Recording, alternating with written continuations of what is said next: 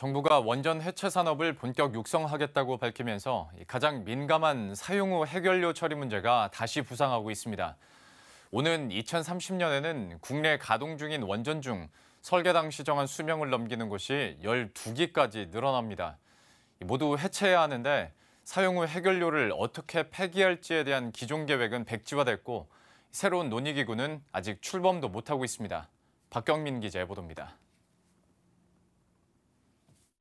우리나라 최초의 원전인 고리 1호기. 40년을 일한 뒤 현재는 해체를 기다리고 있습니다. 발전소의 터빈은 멈췄지만 해체를 위해선 4년 정도가 더 필요합니다. 열과 방사능 수치가 높은 사용 후 해결료를 수조 안에서 냉각시킨 뒤 다른 곳으로 옮겨야 하기 때문입니다. 사용 후 연료 저장소에 보관하고 있는 그 사용 후 연료가 모두 외부 시설로 반출된 이후에 방사성 개통에 대한 철거 작업이 이루어질 예정입니다. 하지만 이 사용 후 해결료를 어디에 어떻게 처리할지는 아직 계획조차 세우지 못했습니다. 과거 정부에서 2053년 사용 후 해결료 영구 처분장 가동을 목표로 2028년까지 부지를 선정한다는 계획을 세웠지만 모두 백지화됐습니다. 국민 의견 수렴 절차를 주관하기 위해 정책 재검토위원회를 구성하기로 했는데 이견이 계속되면서 올해 상반기 내 출범도 불투명합니다.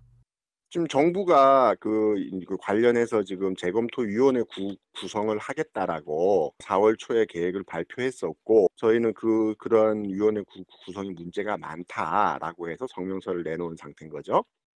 원전 해체 비용의 절반 이상이 폐기물 처리를 위해 사용되는 만큼 다른 분야는 부가가치가 미미하다는 의견도 나옵니다.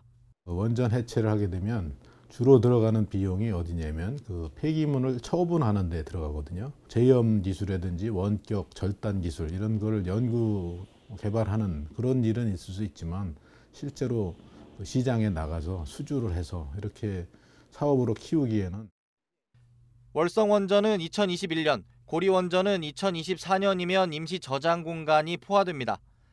저장시설 확충을 못하게 되면 해체는 고사하고 원전 가동에도 차질이 빚어질 수 있는 만큼 폐기물 처리 대책부터 마련해야 한다는 목소리가 높습니다.